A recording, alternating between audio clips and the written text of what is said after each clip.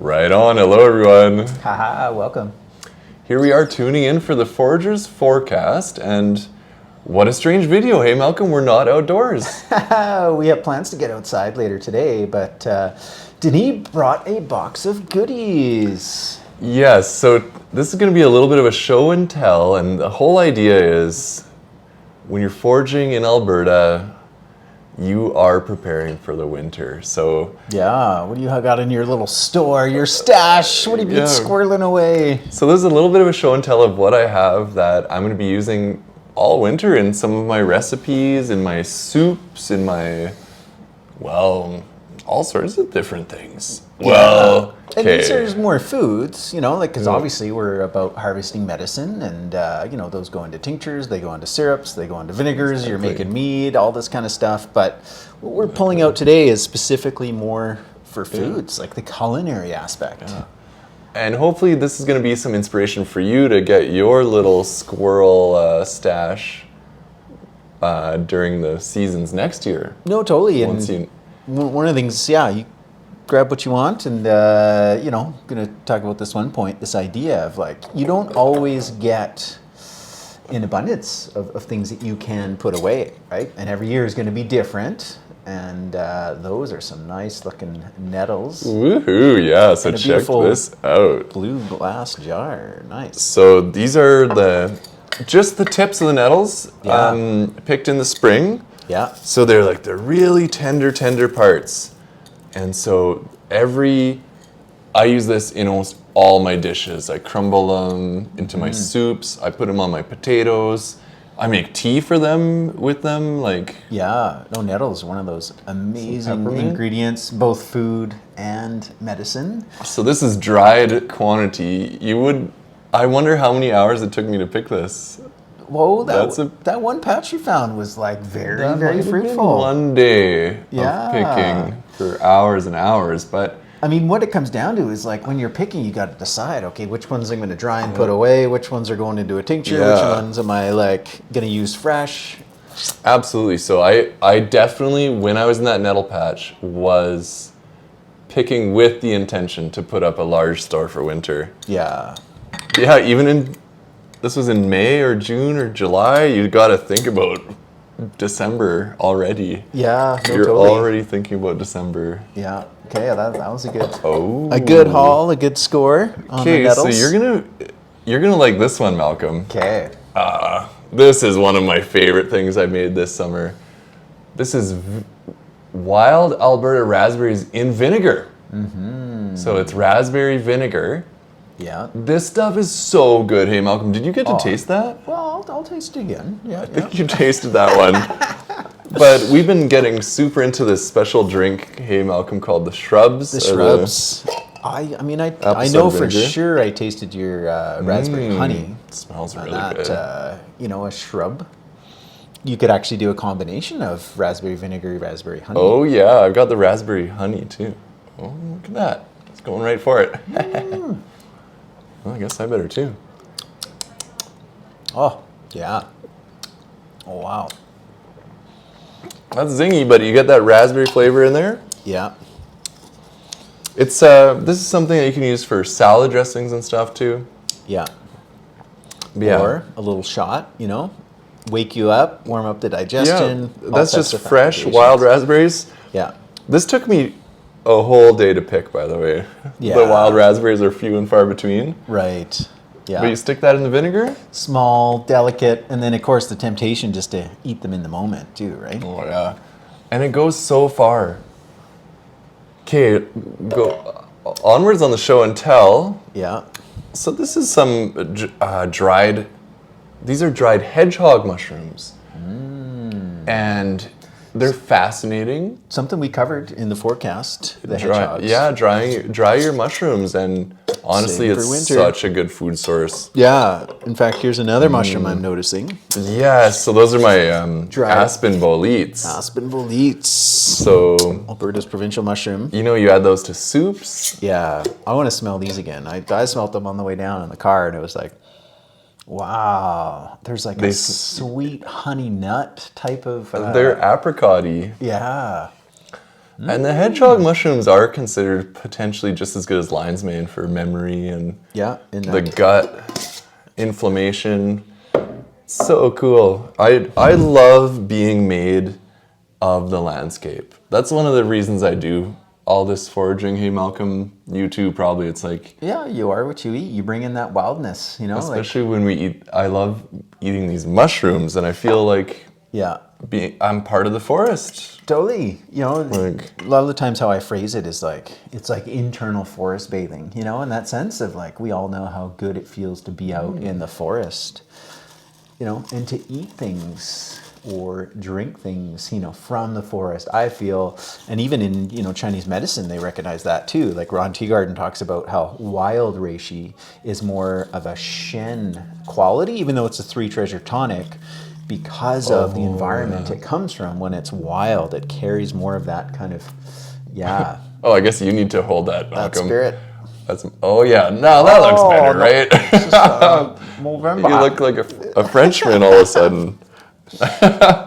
Yeah. Very nice. Great thing about these, and this applies to a lot of mushrooms, but specifically to these ones, the orange caps, the aspen boletes, is, you know, drying them actually concentrates the flavor, makes them better. And makes them more digestible as well. Yeah. Yeah, if you just were to cook these without drying them, it's good. Yeah. But by drying them, you get that porcini flavor. Yeah. Oh, my mouth waters. Yeah, totally. I guess we should talk a little bit about that, hey Malcolm, about how when we eat these foods too, it evokes memories for us. Yeah. Oh, absolutely. We get transported Right back. through time, through space. Yeah. We're there picking these mushrooms, Yeah. and that's a lot of... You gotta say something for those feelings that evokes, those... Yeah, I mean, I distinctly remember the day we were picking those out in Kananaskis, and in fact, we did a video, but I didn't end up posting it because, I don't know, we were chewing herbs at the time, and Laura's like, you got just like, you know, like my cheek anyways, just like pack full of herbs. And she's like, you guys can hardly hear what you're saying because you're like a squirrel with too many plants in your mouth.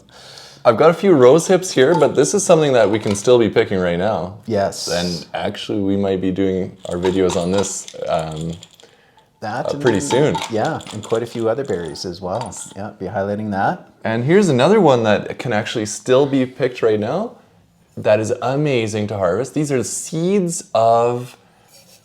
I always used to call this shepherd's purse, but I guess its real name is pennycress. Pennycress, yeah. Shepherd's purse is a different plant, very similar, but very common. I'm sure everyone recognizes these. Yeah, little stinkweed. seed pods. Stinkweed is one of its names, but it's just like a little mustard seed. Yeah, it's powerful. It's potent.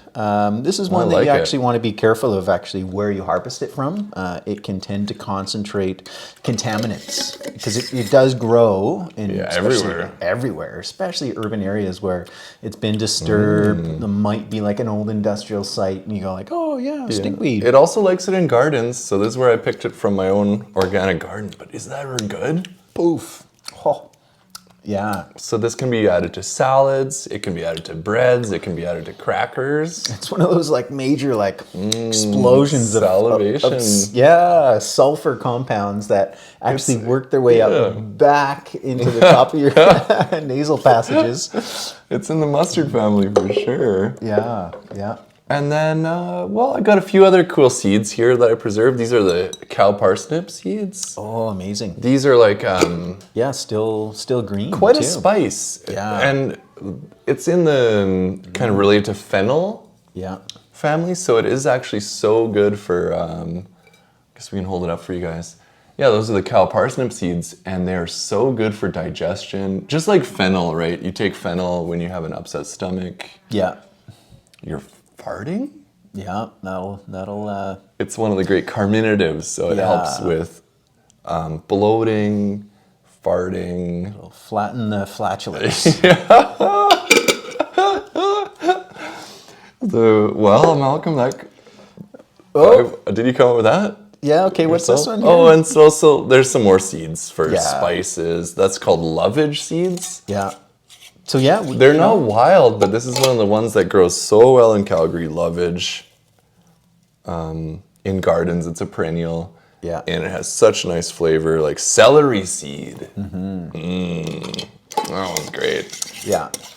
So we're working on a few recipes with this kind of stuff. Yeah. The other stuff I've got are like my cranberries and honey. All right. That's going to be preserved for a while. Oh, you got some of these dried too. Oh, Malcolm found the... Wow. These are the club mushrooms, the pestle-shaped club mushroom. Yeah. And they're actually, they taste like maple syrup when you cook them up. So I'm going to make something special with that one. Nice. It smells like cordyceps, hey? It does actually. Cordyceps mushrooms, which is interesting. It's orange, very similarly. Yeah. It's shaped interestingly. Yeah. Okay, cool. Yeah, that's your little show and tell for today anyway of some of the cool stuff that I've got. Like, I've got so much more. There's some calendula blossoms that I was just reading about, Malcolm, traditionally made into soup broth. Okay. You can make a really cool like yellow-orange soup broth with the calendula. Right. With all these benefits, of course, but I mean, in flavor and color. Summer in a jar right there. Flavor and color. It's supposed to make your spirits revive. Yeah, and that was a beautiful gift, wasn't it? Yeah, that was a cool...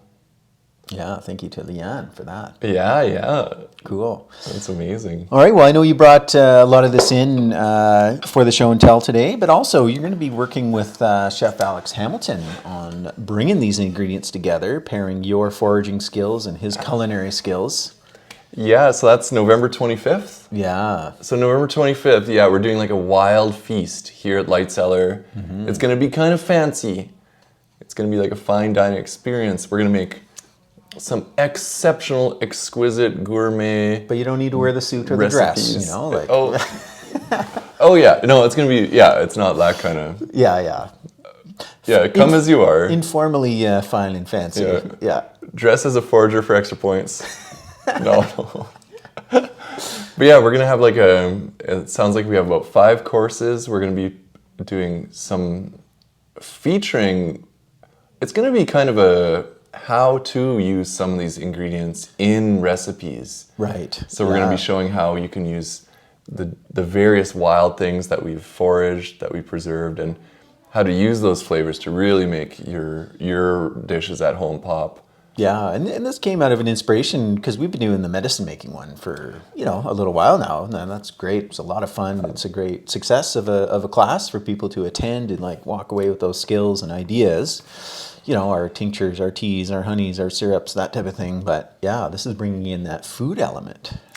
It's always been kind of a side note in the medicine making class, like, well, what's the other method of extracting medicine? It's your mouth, your saliva. So, right. But yeah, that's a whole other realm, and that's what we're going to be doing in this class: how to use these medicines in your food. Yeah. And it's going to be so good. We're going to have all the local best stuff. So we're actually going to be releasing the menu pretty soon too. Okay. What to look forward to. But yeah, check that out. Yeah, and that was part of the idea, like for you to bring some of these in for Alex to taste. Like, okay, here we are. Here's the stinkweed seeds. What can you do with that, right?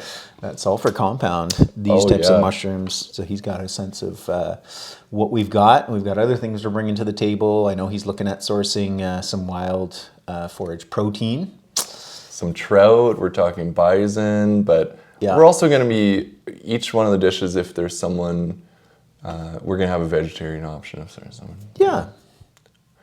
For whatever it looks. But yeah, that's going to be so much fun, the wild feast. Mm-hmm.